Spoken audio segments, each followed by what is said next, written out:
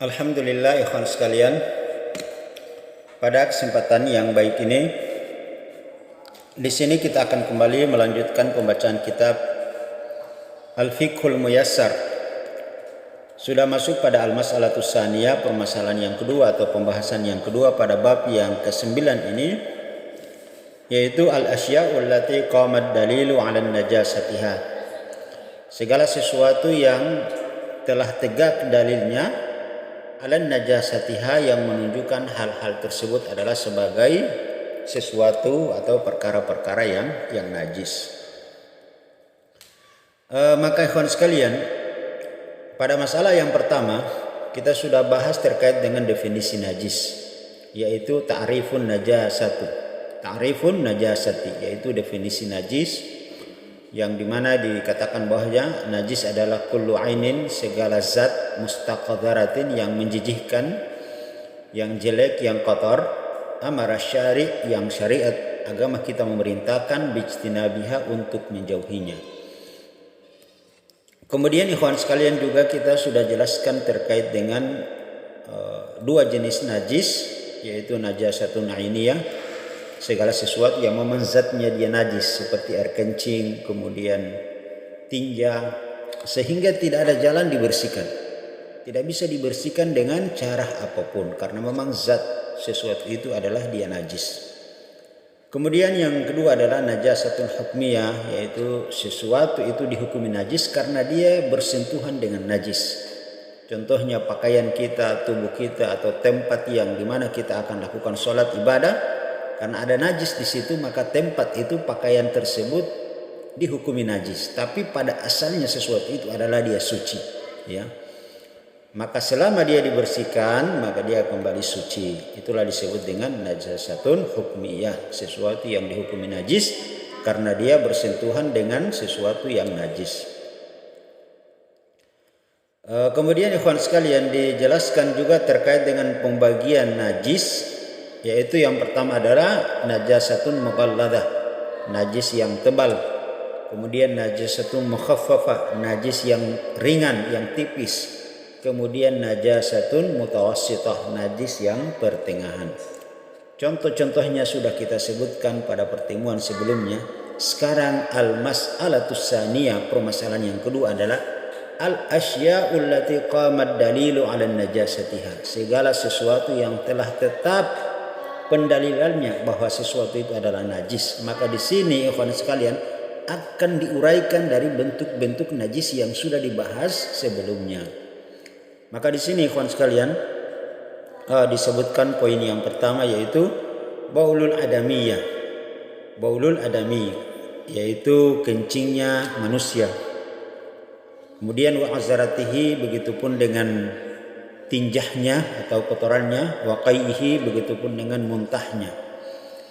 Jadi disebutkan di sini tiga jenis najis. Yang pertama adalah kencing manusia. Hadis dari Nabi SAW, begitupun ijma, seluruh ulama telah sepakat, tidak ada pun silang pendapat di antara mereka yang menghukumi, menetapkan tentang najisnya daripada air kencing manusia. Wa adaratihi, begitupun dengan kotoran dan tinjahnya. Ini baik dalil ijma maupun penyandaran. Mereka mengatakan kencing saja dia dihukumi najis, apalagi yang lebih daripada itu, yaitu kotorannya atau tinjahnya, maka dia sudah pasti adalah sesuatu yang najis. Kemudian ikhwan sekalian terkait dengan waqaihi, yang ketiga, waqaihi, jenis najis yang disebutkan di sini yang ketiga adalah muntah. Maka terkait dengan muntah ini terjadi silang pendapat, perselisihan pendapat di tengah-tengah para ulama. Setidaknya ada 3 pendapat dalam masalah ini. Yang pertama, mereka berpendapat bahwasanya muntah itu adalah dihukumi najis secara mutlak. Dihukumi najis secara mutlak. Yang berpendapat seperti ini dinukil dari pendapat Asy-Syafi'iyah, Al-Hanafiyah, kemudian dari Al-Hanabilah. Mereka semua sepakat bahwa muntah adalah najis secara mutlak. Kemudian pendapat yang kedua yang dinukil dari pendapat Al-Malikiyah, ya, dari Al-Malikiyah.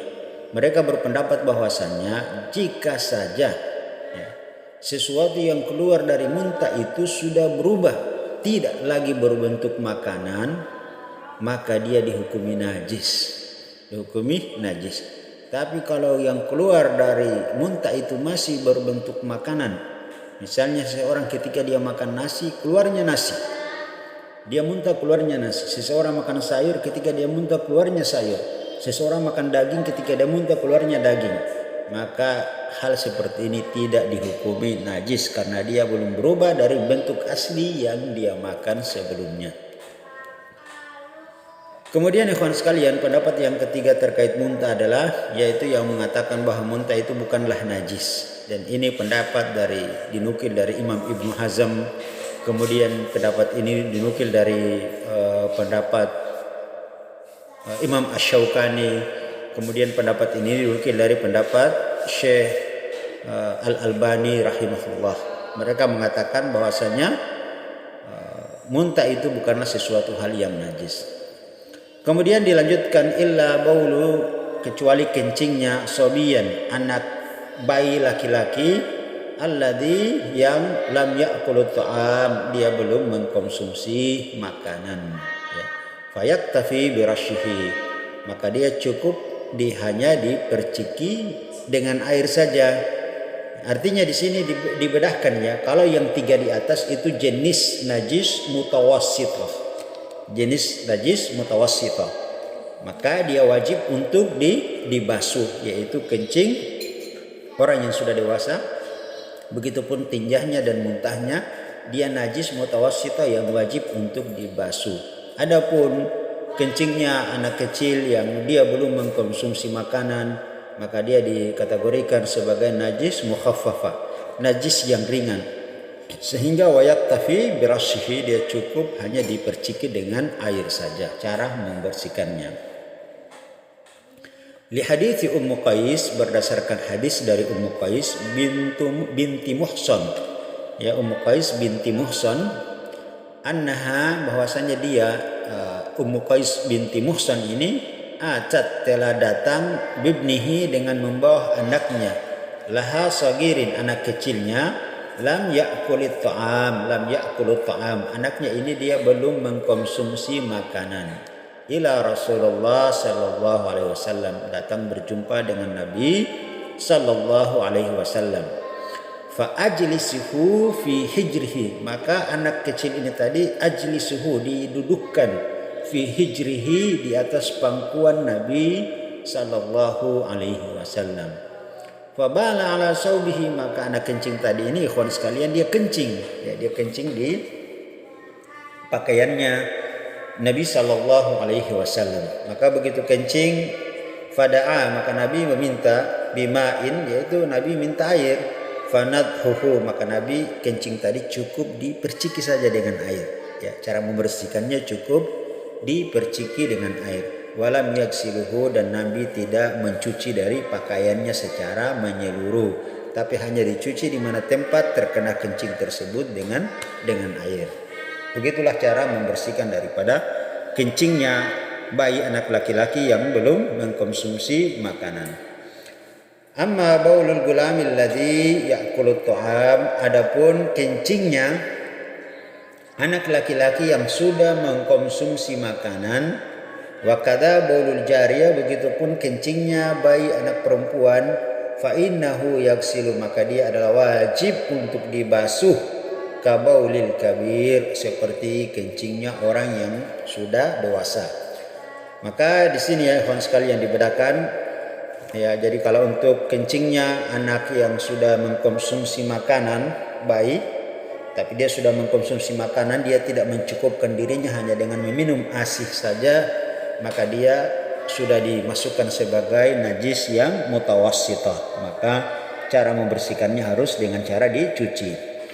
Wa kazabulul jariyah, kemudian di sini perhatikan terkait dengan kencingnya anak perempuan, bayi perempuan, baik dia sudah mengkonsumsi makanan atau belum dia mengkonsumsi makanan, maka untuk kencingnya bayi anak perempuan itu dihukumi sama dengan kencingnya orang dewasa, baik dia sudah mengkonsumsi makanan atau belum mengkonsumsi makanan. Begitu ya kawan sekalian. Jadi dia hukumi sama. sehingga dia dihukum wajib untuk dibasuh sebagaimana membasuh kencingnya orang dewasa dan dimasukkan sebagai jenis najis mutawassithah. Kemudian ikhwan sekalian, yang poin yang kedua adalah damul masfuhum minal hayawanil ma'kul, yaitu darah yang mengalir dari hewan-hewan yang ma'kul, yang dimakan dagingnya. Ya, seperti itu. Darahnya yang mengalir dari hewan-hewan yang dimakan dagingnya. Sehingga ikhwan sekalian, kalau hewan-hewan yang dimakan dagingnya saja dia darahnya itu dihukumi najis, darahnya yang mengalir itu dihukumi najis, maka tentunya begitu pun ya, bahkan lebih najis lagi tentunya hewan-hewan yang tidak dimakan dagingnya. Selanjutnya, amma damul ladzi yabqa fil lahmin wal uruq, adapun daging alladzi yang yabqa, dia yang tertinggal, fi lahmin pada daging, wal uruq dan pada urat-urat, fa innahu tahirun, maka dia dihukumi suci, ya, dihukumi suci. Jadi darah yang tertinggal pada daging, pada urat, fa innahu tahirun, maka darah tersebut dihukumi suci. Di qaulihi ta'ala, berdasarkan firman Allah Subhanahu wa taala, udama masuha, kecuali darah yang mengalir. Wa huwa, yang dimaksud dengan darah yang mengalir itu ikhwan sekalian, yaitu alladzi yang yuhraku, yang dituangkan, wa yunsabu, dan yang mengalir,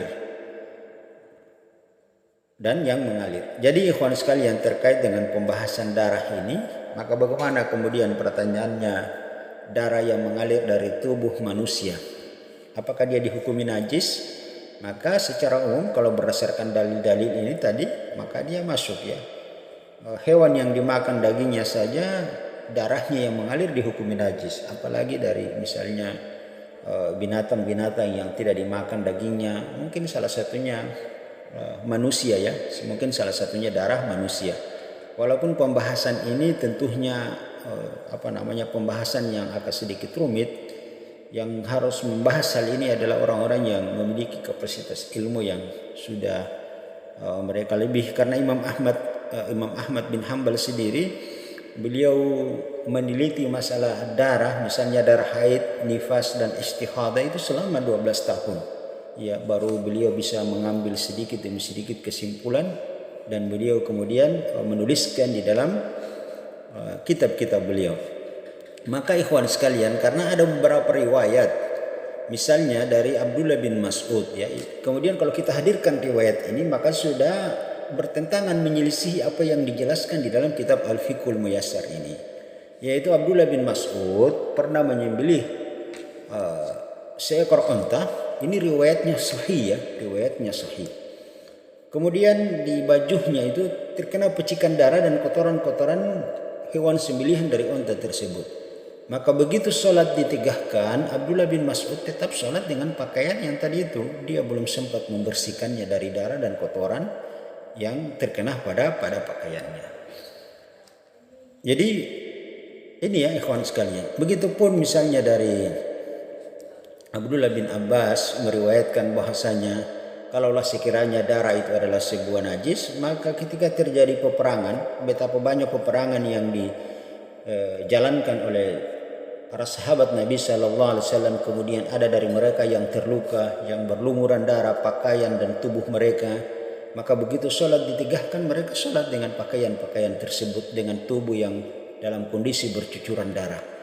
Begitupun dengan jasad para syuhada, ketika mereka meninggal kan tidak perlu dimandikan, padahal di situ terdapat darah, bercucuran darah dari tubuh-tubuh mereka.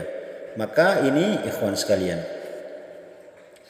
jadi pembahasan ini tentunya wallahu alam, nanti insyaallah mungkin kita menambah referensi lagi, baru kita melanjutkan pembahasan terkait damul masfuh, yaitu darah yang mengalir. Cuma kesimpulannya di sini dituliskan dalam kitab Fiqh Muyassar bahasanya damul masfuh minal hayawanil ma'kul, darah yang mengalir dari hewan yang dimakan dagingnya itu dikategorikan sebagai najis.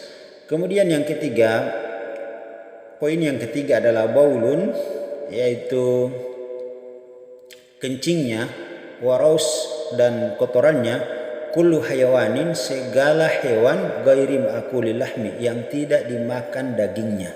Ya, jadi segala hewan yang tidak dimakan dagingnya, maka kencingnya dan kotorannya itu dihukumi najis. Misalnya di sini kalhirri, yaitu seperti kucing, maka kucing kencingnya dan kotorannya itu dihukumi najis. Wal fa'ri, begitupun tikus, kencing dan kotorannya dihukumi najis. Maka begitupun dengan binatang-binatang yang lainnya yang memang tidak dihalalkan untuk dimakan dagingnya, meskipun hewan tersebut dengan cara disembelih. Kemudian ikhwan sekalian, poin yang keempat adalah al-maitatu, yaitu bangkai. Apa itu bangkai? Wahia, yaitu disebut bangkai adalah ma mata hatfa anfuhu, yaitu ma mata, apa yang bangkai dari binatang hewan yang matinya itu hatfa anfuhu, yang kematiannya secara wajar, dia memang mati. Baik itu dia matinya karena tertabrak, matinya karena jatuh, matinya karena tercekik, atau memang dia karena mati saja ya, tanpa ada sebab lain. Min ghairi zakatin, yang kematiannya itu tanpa disembelih, syar'iyatin, secara syar'i. Jadi hewan yang mati yang tidak disembelih secara syar'i, maka semua dikategorikan sebagai bangkai. Ini tentunya kita sudah paham semua terkait dengan hal seperti ini. Liqaulihi ta'ala, berdasarkan firman Allah Subhanahu wa taala, illa ayakuna maitah, kecuali maitah, yaitu bangkai. Maksudnya hewan-hewan yang mati yang tidak sempat disembelih sesuai dengan syariat dalam agama ini. Wa yustasna, yang diperkecualikan di sini adalah min dzalika, yaitu maitatus samak, yaitu bangkainya ikan. Ya, ikan itu tidak harus dipersyaratkan hal-hal yang seperti itu. Karena kata Nabi sallallahu alaihi wasallam, al-hillu maitatu, segala apa yang di lautan itu bangkainya halal, tahurun ma'uhu, dan air laut itu adalah suci lagi, mensucikan, bisa digunakan sebagai air untuk berwudu. Kemudian wal jarad, termasuk juga di sini adalah wal jarad, yaitu belalang. Belalang juga ini bangkainya tidak najis. Wa ma la nafasa lahu sa'ilah, dan segala binatang yang tidak mengalirkan darah. Seperti apa? Seperti lalat, nyamuk, itu bukanlah najis. Makanya ketika Nabi SAW memerintahkan dari sahabatnya, ketika lalat masuk dalam minuman, Nabi memerintahkan untuk mencelupkannya kembali. Karena di salah satu sayapnya terdapat penyakit, dan di sayap yang lainnya terdapat obat penawarnya.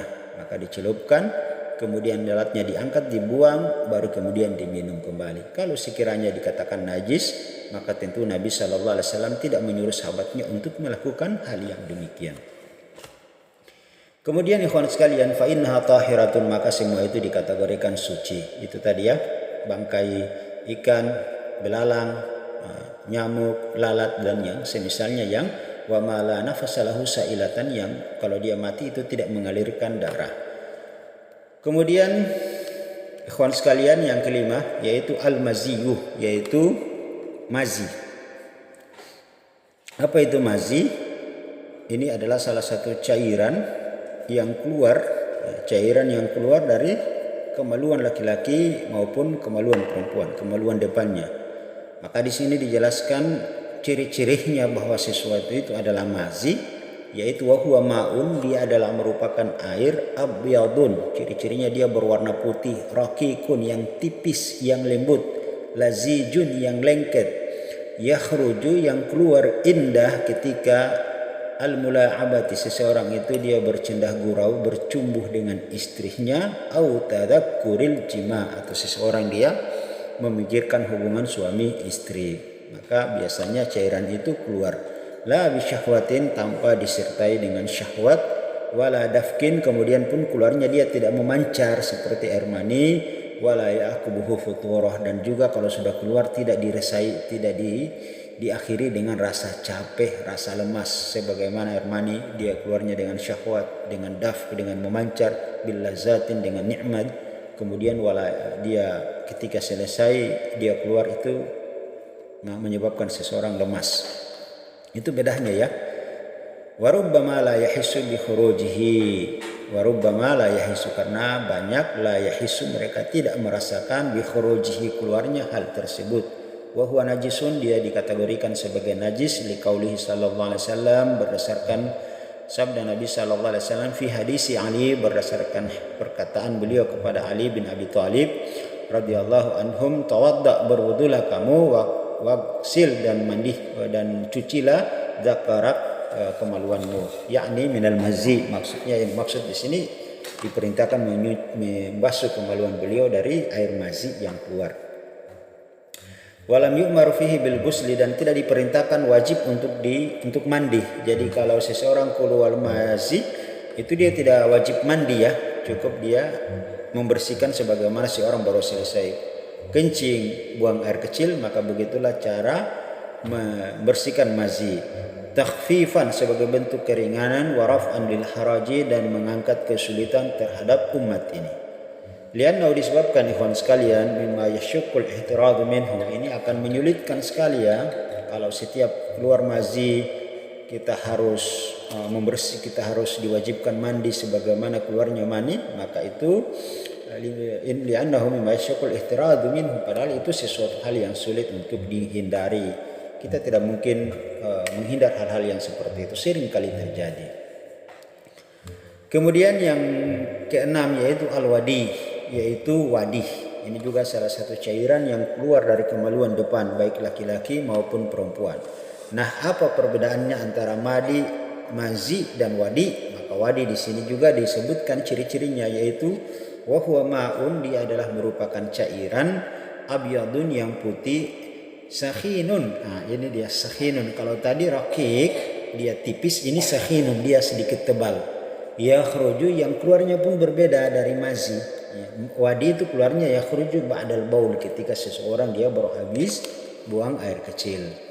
Wa man asabahu fa innahu yaksilu dzakarahu, maka ketika hal itu terdapat pada seseorang, fa innahu yaksilu dzakarahu, maka dia itu harus membasuh dari kemaluannya saja. Wa yatawadda, dan dia hendaknya harus berwudu. Wala yaktasilu, dan dia tidak harus wajib mandi. Kenapa? Karena dia dikategorikan orang dalam kondisi berhadas kecil, bukan berhadas besar. Maka untuk mengangkat hadas kecil kita sudah jelaskan cukup dengan berwudu.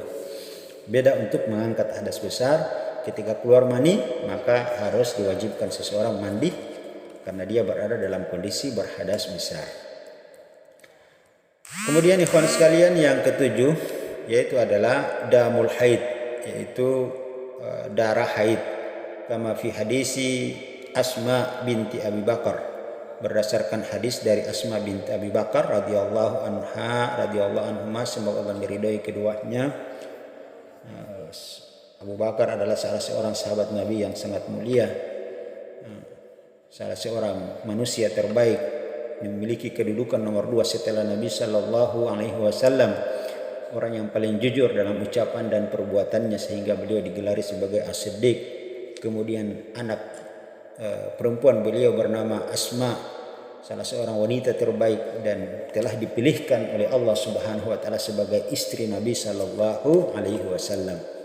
Qalat, beliau berkata, ja'at, telah datang, imra'atin, seorang wanita, ila Nabi sallallahu alaihi wasallam, kepada Nabi sallallahu alaihi wasallam, faqalat, maka wanita ini dia berkata.